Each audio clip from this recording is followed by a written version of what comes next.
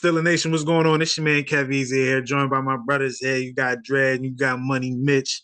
This is Stills for Seven podcast, episode 135. Whew, man, y'all. Dreaded close. Dreaded close. I'm making my list. I'm checking it twice. Yeah. Do us dirty or nice.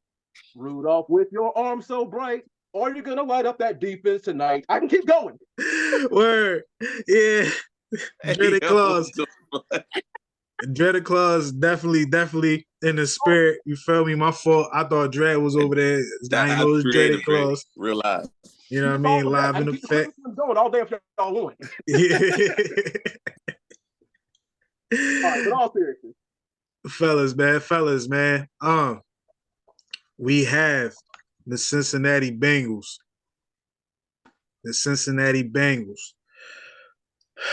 But before we even get into that, man, we gotta get into this, man. This whole George Pickens situation is getting crazier by the day, y'all. Like Shannon, today, the latest we got Ryan Clark saying what Antonio Brown said. And shout out to all the Stills for Seven podcast listeners that, listen to the audio, because I put a lot of other audio on there, you feel me? And recently, the last couple episodes, I'll be putting that, what Antonio Brown said to his message to Mike Tomlin on It Is What It Is, when he was like, yo, man, get out of there. They're going to ruin your name like they ruined my name. You feel me? They're going to say it was Big Ben that did all that. Like, AB was the first to start saying this, and this was months ago, right? Now we here. Now we got Ryan Clark just saying what AB said, but in a cleaner fashion, man. Yeah. Like, I don't even want to talk about George Pickens. Let's get into the Mike Tomlin thing, because this is getting hotter and hotter. Like, what are y'all thoughts on that, man? Let's address it.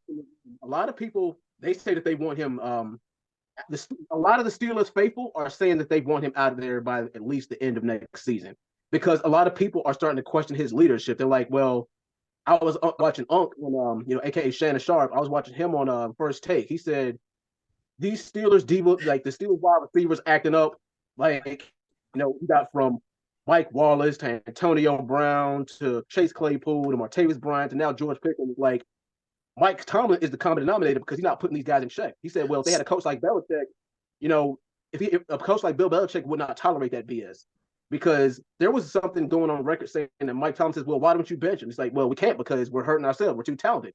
And it's like, I really do hate this word because of the way that a lot of people word it. I can't think of anything way better to put it.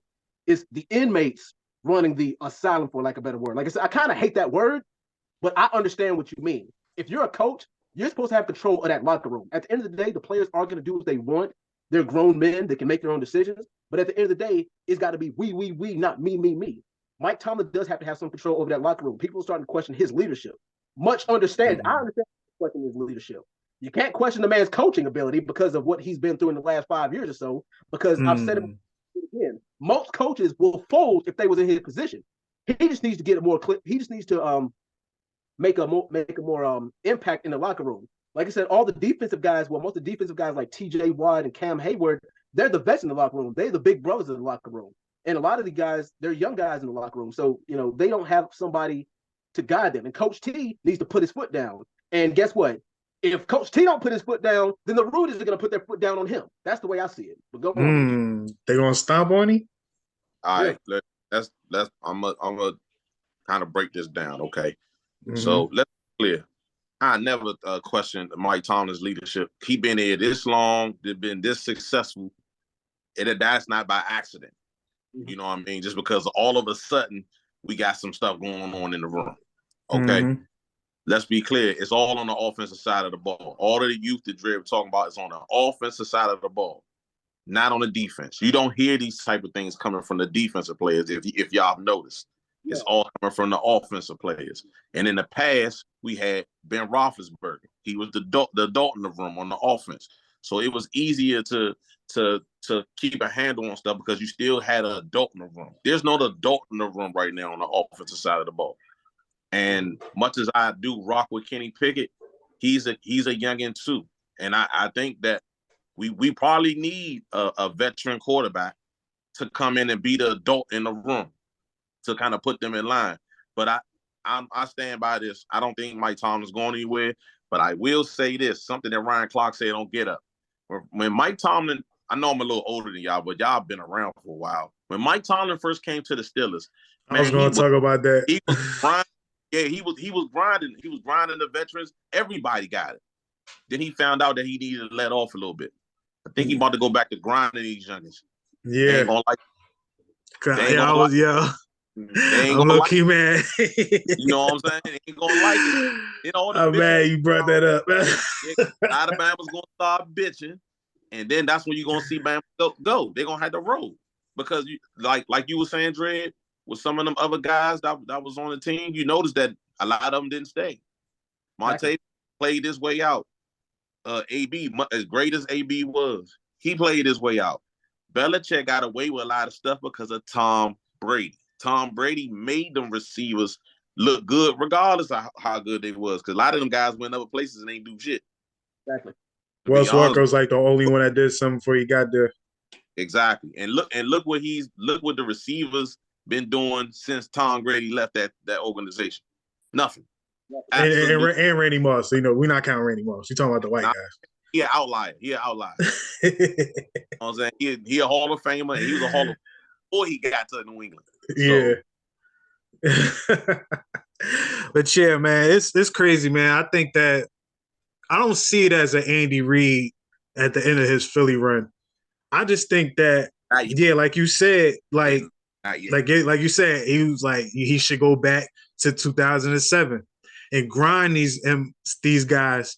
And if these guys, it's either you're gonna fold, we're gonna get you out of here, or you're gonna, step up to the plate. But I think that needs to happen.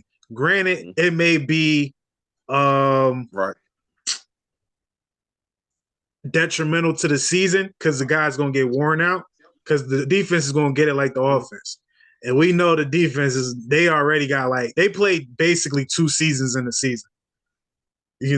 Just because they always out there. They played 2 seasons in the season. All of them back. Say that again? Ain't gonna get that though. He not gonna grind Cam around. He ain't gonna grind Cam. He ain't gonna grind TJ because they the veterans in the room. You see what I'm saying? Yeah. They already don't have to be grinded. You know what I'm saying? Yeah. That'll be what would change from 07 to here because the vets got it too.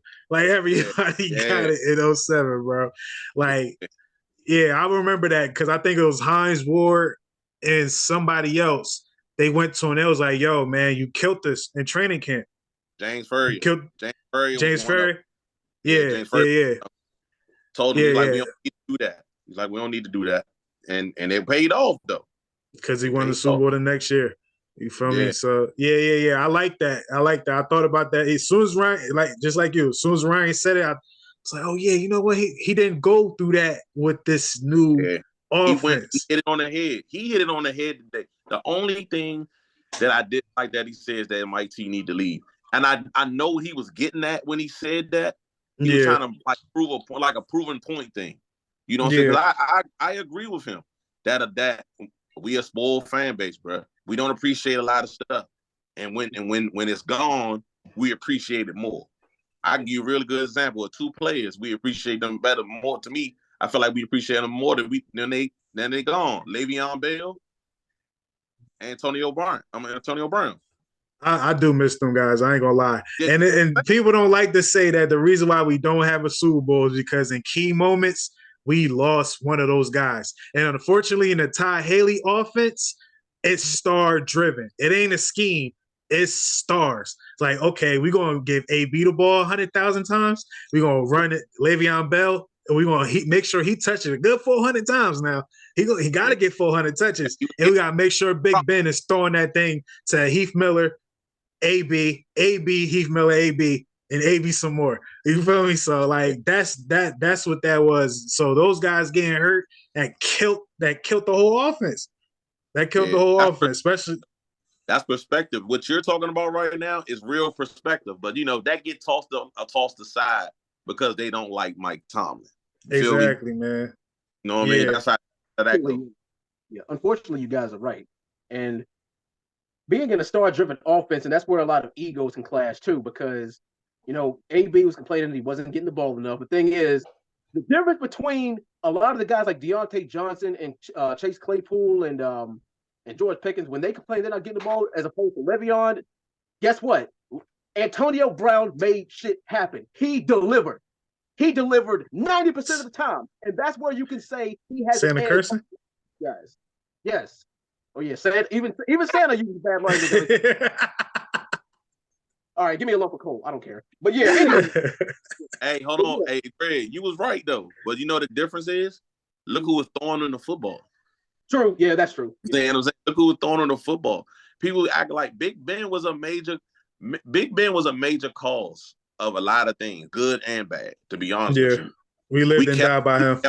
We kept him too long, but when his heydays, a lot of messed up things happened. Like, you know what I'm saying? Like when he had some years, I still feel like the year that Denver won the Super Bowl, I feel like that was ours. I still feel like that was ours. If everybody didn't get damn hurt, that was ours. I still feel like that. Yeah. We could have beat Carolina. I'm telling you. Our defense destroyed Carolina. Yeah, we would have put 50 on Carolina. Like we end up doing, I think, like a couple years after or something like that on a Thursday game. You remember that year? The Denver had that no-fly zone. Remember they had that no-fly zone defense? Oh, yeah. I think Ben went crazy. Ben and AB went crazy. Yeah. I think another receiver went crazy, too, the same game. I forgot. It wasn't. Eli Rogers. Eli? Yeah. Eli was straight. They had Chris Harris on AB, talking like Chris Harris was going to clamp AB, and AB destroyed them. Yeah, they had TJ Ward. They had Akeem Talib. That was crazy. And guess what? We spanked those. We washed them. I remember that. Yeah. I that so bad. Heck yeah, man. Like, it's messed up, like how people use Mike Tomlin in the playoffs, man. Because it's like literally you can explain every loss. You can't really say, yo, we lost this playoff game because of Mike Tomlin. Really, we lost this because one of our guys got hurt towards the end of the season, or Big Ben just wanted to throw it to the other team that day. That the one time we lost to New England when Le'Veon had that groin injury. Yeah, I felt like Belichick outcoached him that one. But that's Belichick. Certain coaches just got certain coaches. They be acting like Belichick is not an evil genius, bro. Like if you're not a football guy, I guess you ain't gonna understand. But that dude is like an evil genius for real, man. And he always had on. I don't understand. He's the great Popovich of the NFL. Yeah. For real right there. I agree. Who's the Phil Jackson of the NFL? Nah, scratch that. He's Phil Jackson of the NFL. I don't know. I like the Greg Popovich because he's like strict. Phil Jackson was more so like, I think Mike Tomlin more like Phil Jackson. He just ain't got the rings, you feel me? Because it's like he get Mike Tomlin. Huh? Phil Jackson was strict. It's just that he ain't had to be strict with certain people. But he had to get these egos. Pat Riley to me was more strict. You feel me? But it's like Phil Jackson was a weed head. You feel me? So he was like, come on, man. Like, Jordan, come on, man. Scotty, like, I gotta, get it together. Like Shaq and Kobe, like, come on, man. I gotta, even though Kobe was pissing him off, he got these guys to work. You feel me? Together.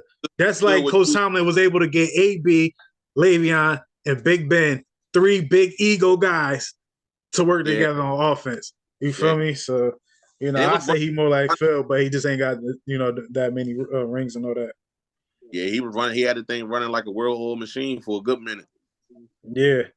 And it wasn't until and it's crazy. I don't like the media always it's the most Pittsburgh's ever been talked about in the last 5 years. Like for real. This week the Steelers was talked about every day, and I'm not talking about people like us. You feel me? This is what we do, but the big heads. You feel me? Like those people, they talking about it. It's like, yo, y'all don't talk about the Steelers when we win it. You feel me? Like it's low key like the Clippers. since the Clippers, like, the Clippers, I think it was like 0-4, 0-5 or something like that when they got James Harden. They went on a win streak and nobody. And no one's saying nothing about it. No one's saying nothing about it. That's how the Pittsburgh Steelers get treated. And I don't understand that. It's like, how y'all talk about the Eagles more than the Steelers? Like, I don't understand it. I never got that. You feel me? The market. Like, Philadelphia is a bigger market than Pittsburgh is. Yeah, true. I don't even know why I did that. But, yeah. Because crazy because the Giants don't even get no love, and I'm like, that's a big market. Like that's like the first time. Like the. You know why A-Rod went to the Jets? They was like, fuck the Giants. Yeah, true. Yeah, true. It's like Brooklyn when they got KD in them. They ain't want to talk about my Knicks, man. They wanted to disrespect. But it's all good though, man. But back to the guys, man. Like, it's crazy, man. I don't want to say it, but I want to ask y'all a question, man. Don't this team kind of remind you of another Steelers team, minus the loud ego type of things? Because, it's social media, so that part blown up. Just more so like on the field. Does this season kind of remind y'all of a 2005 Pittsburgh Steelers season? And I only say that because the Pittsburgh Steelers of the 2005 season went 7-2. All of a sudden, they dropped 3 straight. Mm-hmm. Everybody thought it was over. Everyone thought it was over. And then the Pittsburgh Steelers, you feel me, win the Chicago. Jerome Bettis got one of the most iconic runs of all time when it comes to NFL films. You know what I'm saying? And they end up getting on a win streak for the rest of the season, man. Does this Pittsburgh Steelers team got it in them to go on a winning streak? And I'm not saying go to win the Super Bowl. I'm just saying picking up their bridges, putting on their, hard hat, going into these stadiums and coming out with dubs, man. Because at this point, you got to play together like that team ended up having to do. Everyone relied on each other, that 05 team. This team has to do it. Well, I take that back. The defense was the defense in 2005 was carrying these. But like now, the defense still have to carry this team. But like they still gotta play together. Like, what do y'all think? Or y'all just think like, nah, that's just that time. It's over. Like, what's your perspective on that? Well, me, I personally got to put the Steelers defense on my nice list this year. So yeah, more Christmas funds. But yeah, sure. Like they are carrying the workload this year, and thing is, a lot of these guys, they're wondering why the defense has dropped off this year. These guys are tired. That's the reason why. When they've been on the field the majority of the time, of course they're not going to have the same production because they're on the field for 45 minutes a daggone game. So yeah, carry the workload, and it's even worse when KZ's out. We're dealing with him. Minka Fitzpatrick's injured. We're probably only going to get 50% of him, and those guys out there, they can't do it all. And Kenny Pickett isn't even going to play next week. And like I said, we got to rely on Mason Rudolph, the red-nosed reindeer. So it doesn't make any sense. Like the thing is, I get it, guys, but we're asking a lot. we're asking a lot. So we was asking a lot back then too. Yeah, true. I'm gonna be honest. You can't. I'm not even gonna compare this to that team because that team was veteran laden on both sides of the football.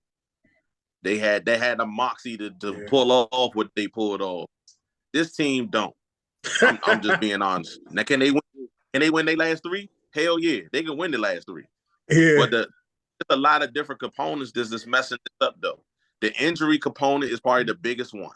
You know what I'm saying? Yeah. Injury component, I think that is. Yeah, the injury component is probably the biggest one. And Dred, what you was saying about the defense is absolutely true, right? But I'm gonna bring up another part of the defense that's messing up, and that is Austin. Coaching. Austin, he in the way, bro. This Bama play caused more drop zones than anybody I've ever seen. And I've ever seen that's a Steelers defensive coordinator or in the last 25 to 30 years. Because we're an attacking style defense. We got attacking style players, but you keep wanting to play zone all the time. I'm like, bro, that's not going to get it. And then when he blitz, he run the same tired-ass corner blitz. As you can see that shit coming from Europe. You can see it. I'm like, come on, dog. Like, you gotta be way more creative than that. These offenses are way too sophisticated for the simple stuff that you're running. You know what I'm saying? We have Ryan Clark. It's not like we have Troy anymore. It's not like we have any good nickel corner like Mike Hilton anymore. We ain't got those guys to do that. Nah, but Sullivan hasn't played bad, but he don't get the opportunities to you know what I'm saying, to make an impact, because he be rotating certain people into these lineups, and I'll be like for the life of me, I still don't know why we playing Wallace. Honestly, I don't, bro. Like, we don't need. He look good at safety. I hope to God that they start him at safety tomorrow. I swear, I hope he playing safety tomorrow, bro. Like, because he can play safety. Remember, I was saying at the beginning of the year, I was saying Pat good at safety. He played safety the last game. He did a decent job. I think he can play safety. Let Coach Joey Porter Jr. gonna be out there, but shoot, put somebody else out there. Put Sullivan at the wide, or much as I don't want to say this, put the young we got from Kansas City. What's my man name? The rookie. Damn. Rush. Yeah. Rush. Desmond. Put him at the other corner, man. Don't put Wallace out there, because I swear every time he come on the field, I think he's gonna get beat for a touchdown. Every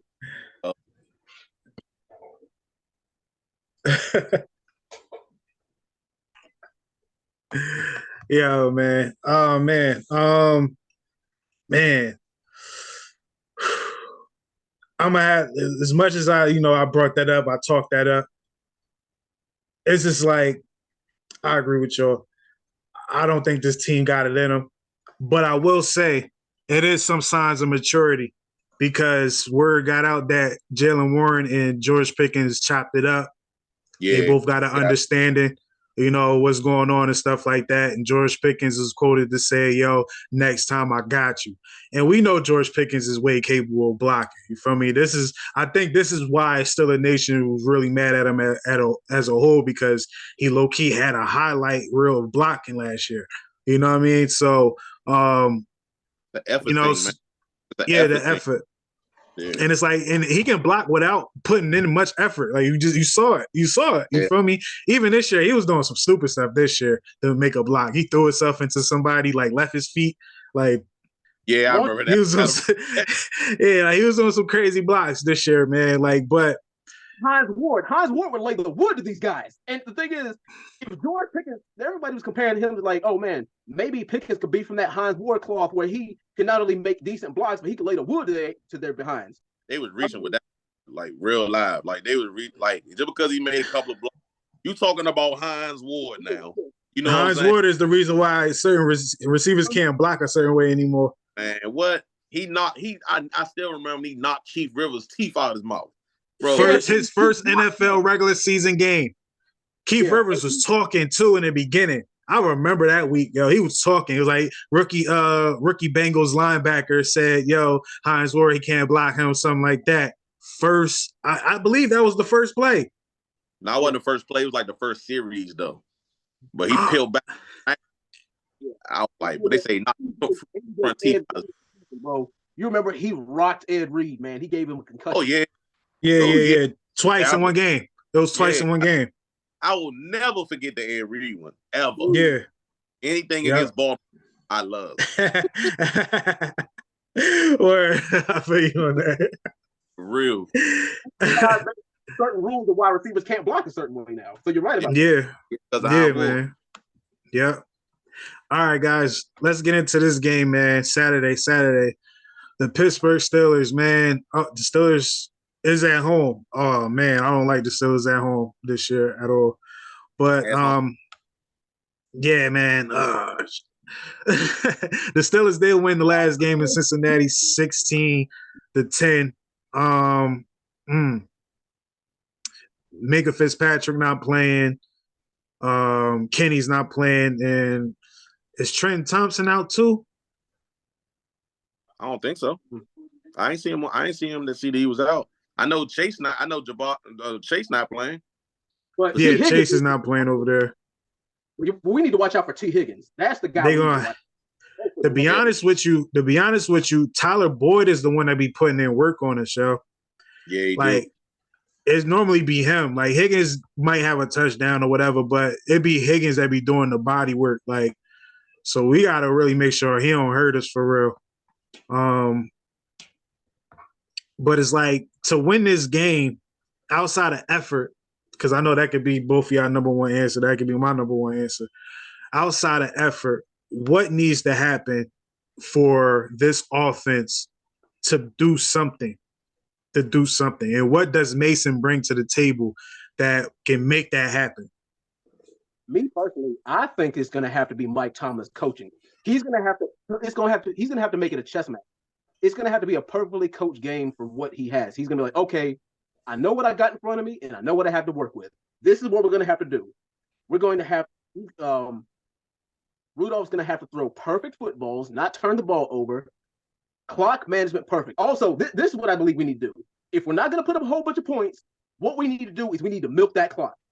We need to absolutely milk that clock. It's like we need to keep the ball out of Jake Browning's hands for as much time as possible, so that way they can't drive the field on us. But thing is, we've been getting such quick 3 and outs, we haven't been able to do that lately. But hopefully Mike Tomlin can cook up something to the point where we could do that. Otherwise, we're going to see the 12 days of Christmas all over again. 5 penalties, 4 bad punts, and a loss from Cincinnati. To me, it's really simple. The same way we beat them the first time. Run the fucking football. And football down their throat. They can't stop it. Make their ass stop it. Stop trying to be cute and run that shit right at them like we did the first time when we played them. Don't stop trying to be cute. That's the problem with this offense. This offensive scheme. I ain't talking about the 2 guys who's running it right now. I'm talking about the actual scheme of the offense is bad. It's just bad. But run the football. Run the football. Play action fake. Mason can spin the ball, bro. I'm not worried about Mason throwing the football. He don't throw a lot of picks. He ain't Mitchell Trubisky. He don't do that type of stuff. But he will give his guys a chance. And the dude is accurate and he can spin it. Like he got an arm. Like all that. I'm not even really worried about Mason. I'm worried about how we play in general. You know what I'm saying? Like just play the football game the way we can play it. And I think all things will be even. We'll win. We can't be trying to do a whole bunch of trick plays. Fuck that. Like stop doing that shit. Play football the way we play football, and we come out with a W. No penalty. Play clean. Play clean. Okay. All right. You get one player on the Pittsburgh Steelers that you're challenging to step up. And what is your expectations or what are you requiring of them? So if you have one Pittsburgh Steeler and it could be coach or player, who would it be? Oh, Najee Harris, by far. I mean, we already know what Jaylen Warren's coming to do. And like what Mitch said, we run the ball down the daggone throats. And it starts with Najee. Now, here's the thing. Also, our O-line needs to step up just as much, if not more than the running backs, because they got to make sure those holes open. But yeah, Najee most definitely, because he's been getting discouraged and he's been kind of losing his heart. But I think that he'll get his groove back if he has a stellar game against the Bengals defense. Okay. For me, it's not one player, it's a group. And the group is the wide receivers. The wide receivers for me, because they should be able to torch the Bengals. We didn't have to throw it that much when we played them the last time because we was able to run the football well. But Kenny Pickett did tear their ass up last time we played them. If y'all remember, Furmu had a hell of a game against them. But to me, Deontay, Pickens, I'm gonna say Calvin Austin and them also because they part of the group. But I'm really looking at Deontay and Pickens, particularly Pickens. But fuck that, both of them. Both of them need to be working this game. I'm talking about blocking. I'm talking about making key catches in key moments. I'm looking at the wide receiver group right now. Okay. And for me, I'm gonna go with Keanu Benton. Can Keanu Benton this game take another step? He's been growing all season. This is one of those games that we need him to make one of those plays. Because Cam, we don't know really what we're gonna get from Cam. Because he had the concussion and all that. We don't know what we're gonna get from him. And just the other guys, Larry O, like, is he going to be able to step up, like, take it to another level?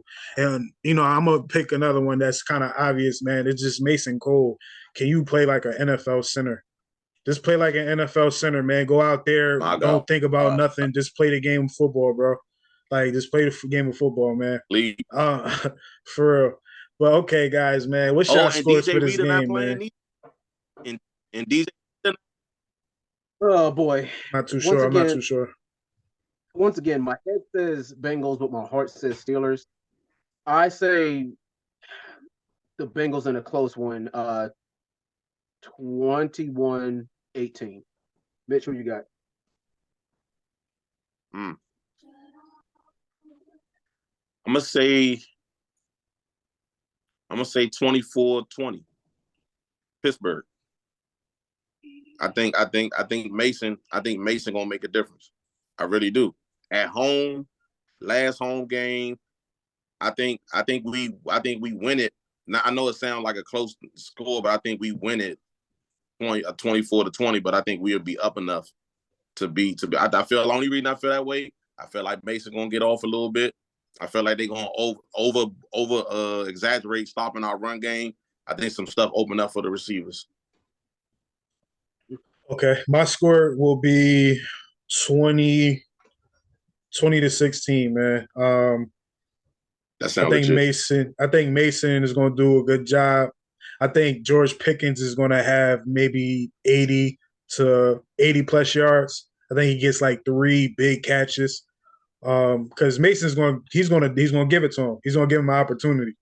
And Deontay, I think Deontay may have about like 50 some yards. I think Pat might have maybe 100, but I think that the Steelers still struggle to score in the red zone. So it's going to be a few kicks in there. I think we probably get a touchdown or 2, but it's going to be Chris Boswelling it up. You feel me? And the defense just making key plays, like maybe 2 turnovers. My challenge to Keanu Ben, but I think we're going to get after Brown in this game. Just the front guys is making it uncomfortable for him, so this is one of those games, man, where it's like you have to hope for this. You have to hope for stuff like this. If you don't, we're gonna take that L, man, and it's gonna be tough. It's gonna be tough because I definitely I got good feedback on the audio. The people that be listening to the audio and all that, they definitely like the show after the game. So I'm gonna probably do that again. You feel me? So we'll talk about that and all that. So yeah, man. So we at the end of this thing, man. If y'all had one more thing to say about the Pittsburgh Steelers, if your quick message to the Pittsburgh Steelers, if you got 30 seconds on the clock, what would you say to the Pittsburgh Steelers right now? Start with Mitch. Start with me? Yeah. It's gonna be easy. Fuck up. Leave home. Stop playing like bitches. I play football. This how we talk in the locker room. Food. Like, yeah. Word. That's all I got to say. And I know that I hit a nerve with everybody in the room. I bet you they play like it. I bet you they won't play like it. All right, Dre, go ahead. All I want for Christmas is a Pittsburgh Steelers W. You better give it to us, damn. Dreaded Claus said it, so that's what we want. Hopefully, y'all deliver on that, man. But it's another one, man. Steelers for 7 podcast, episode 135. It's in the books, fellas. We're gonna be back at it tomorrow after the game. Regular time we record. You feel me? Regular time. Well, I'll talk about it. We'll talk about it. But yeah, man, another one in the books, man. Steelers, come on, help us out, man. It's your man KevEZE, got Dreaded Claus. You feel me? And Mitch, we out of here, man. Merry Christmas to all and all a good night. Happy holidays. Yeah. Thank you for watching. Make sure you hit that subscribe button, hit that notification button, and don't forget to follow the podcast on all streaming platforms.